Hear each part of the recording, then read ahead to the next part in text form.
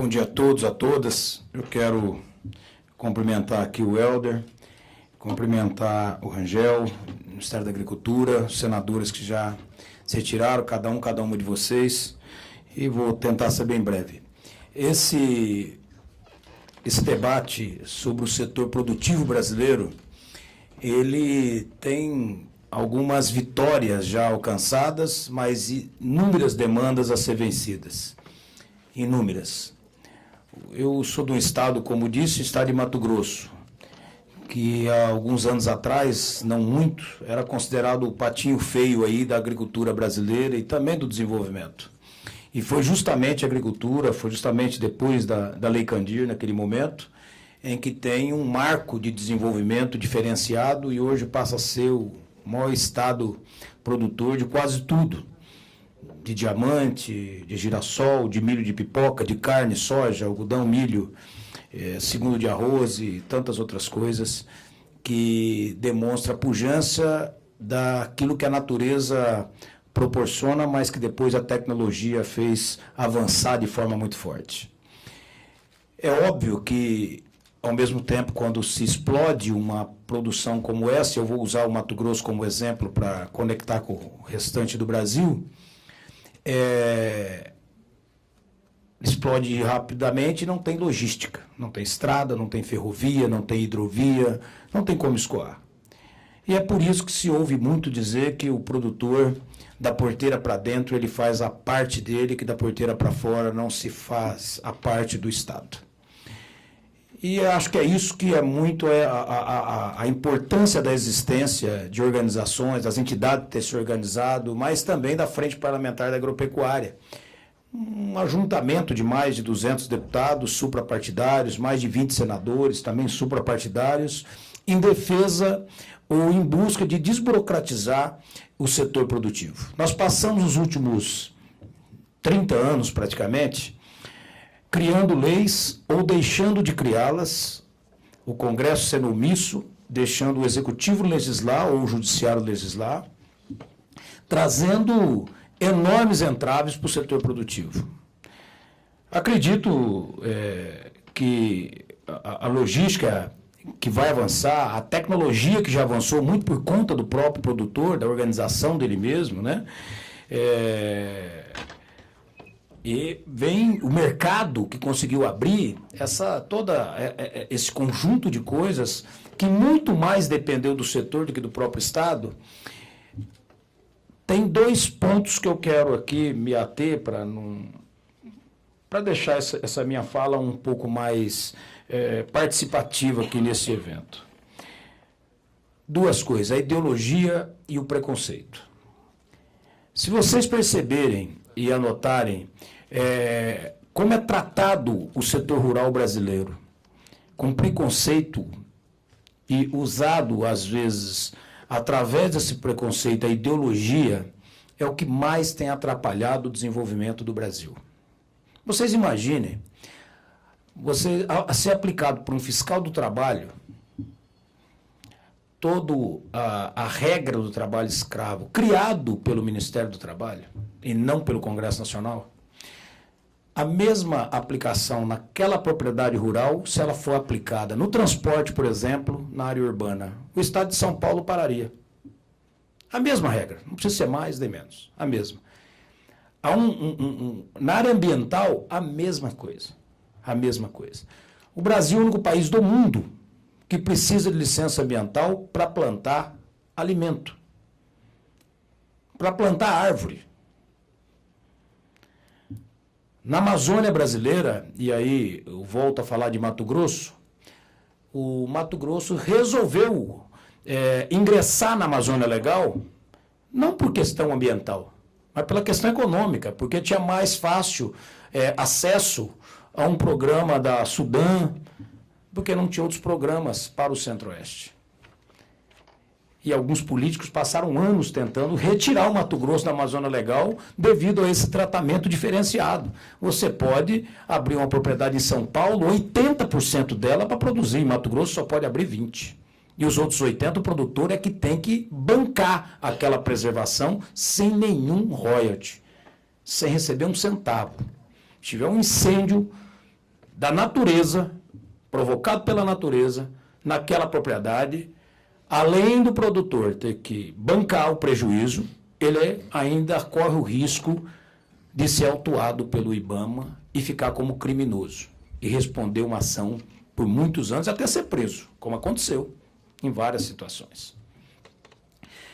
Esse preconceito com o meio rural, eu não acho que ele é apenas um preconceito ideológico. Eu acho que junto com o preconceito e a ideologia tem aí uma grande cortina de fumaça do ponto de vista comercial. Não é possível que seja diferente. Não é possível. E eu ouso dizer que chega ao ponto do interesse muito grande em atrapalhar o Estado brasileiro de se desenvolver, como outros países fizeram, né? Ou é realmente um interesse claro de incomodar o país, ou é uma ignorância sem tamanho. Deixar um país que precisa gerar emprego e que esse setor, com todas essas dificuldades, esse setor é o que mais gera emprego e que representa uma boa parte do PIB brasileiro. A Frente Parlamentar da Agropecuária debate isso toda semana, como desburocratizar. Mas não é apenas a lei que tem que ser mudada, tem que ser mudado o comportamento. Se não mudar o comportamento, não teremos como resolver isso. Um dos avanços fantásticos que houveram, o setor que cresceu muito era desorganizado. A cadeia não se sentava na mesa. O produtor com o pesquisador, né, no caso das sementes, com o multiplicador, não sentava na mesa. Assim como o frigorífico não sentava com o produtor de carne, de boi. Era uma guerra eterna. A partir do momento que começa a organizar o setor, você começa a discutir tecnologia, você começa a discutir logística, você começa a discutir a desburocratização que precisa ser feito. E aí você começa a perceber que o Brasil não está apenas nos seus pilares na discussão. O Brasil precisa discutir exatamente essas entranhas todas que estão ali, o detalhe. Esse varejo que é esse que segura o país. Isso resolvido. Um país que é o que nós debatemos lá.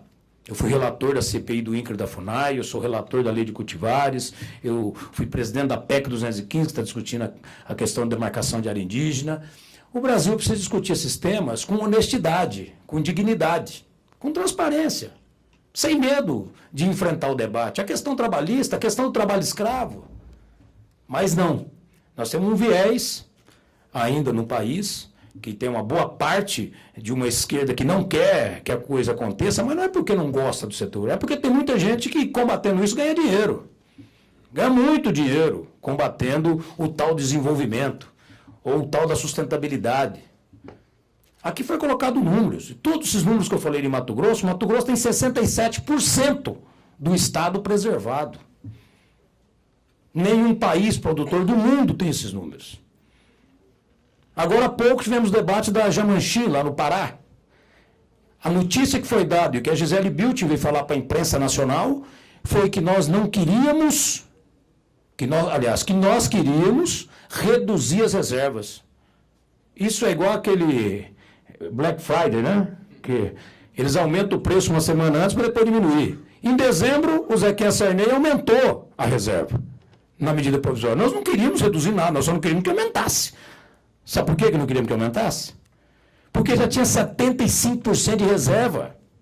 E aumentou para 96,5%. O município ficou com 3,5%, 4,5% para poder produzir, ter a cidade, ter comércio, ter gente, ter escola, ter tudo.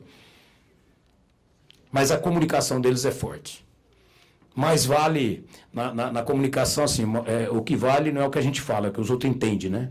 E eles conseguem fazer isso melhor que o setor.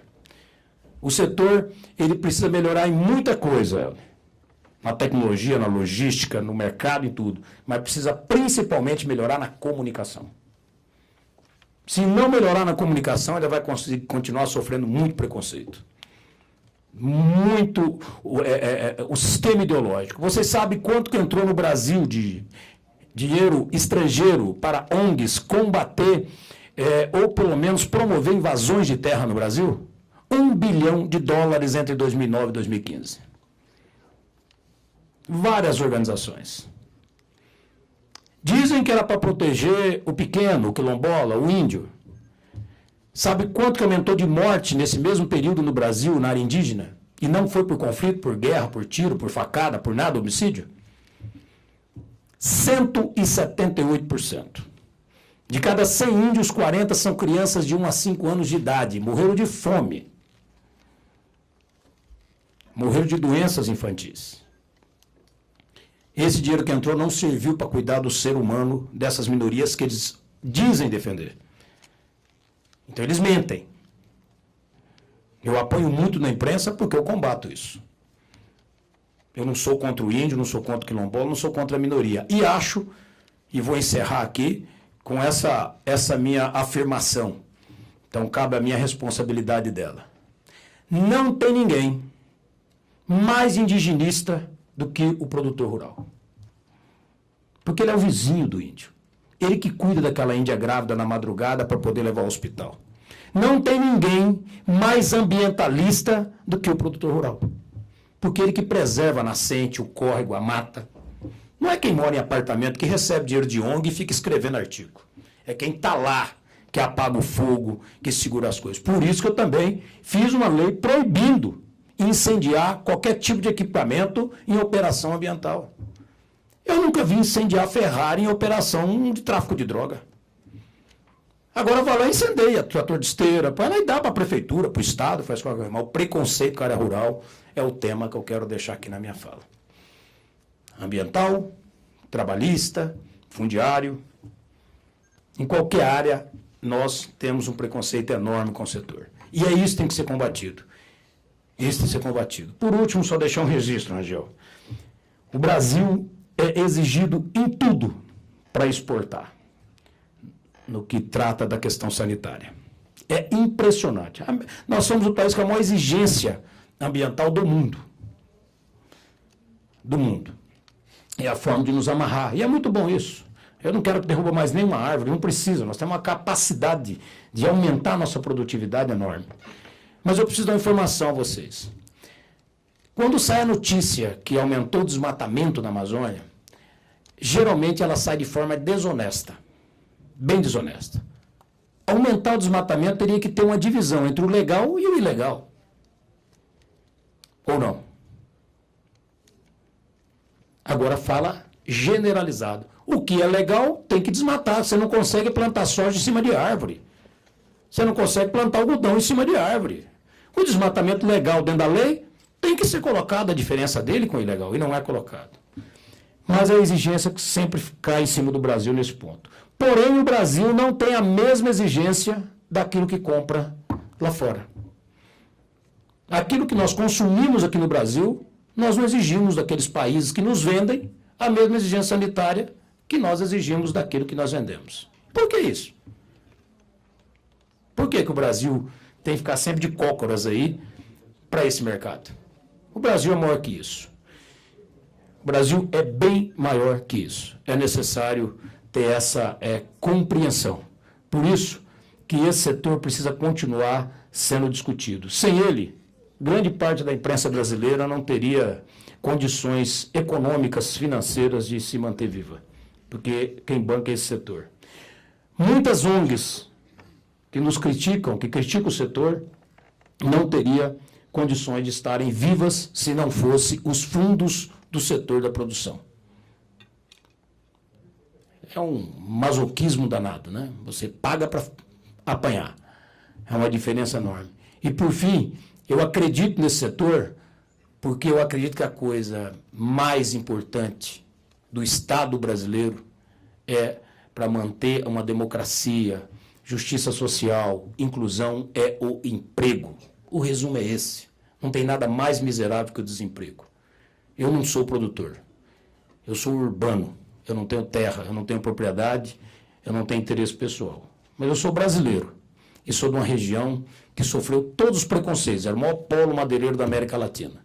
E fui prefeito dela. E vi tanta ignorância de um Estado com o chicote na mão e nunca com incentivo. Por isso que nós aprendemos na dor a enfrentar de cabeça erguida um Brasil que tem que dar certo. Não só para nós que estamos lá, mas para aqueles que às vezes estão na beira da praia, que de forma inconsciente faz a crítica sem saber que quando ele chegar na hora do almoço na sua casa, ele só vai almoçar graças a esse setor. Então, Deus abençoe a todos. Muito obrigado aí pela oportunidade.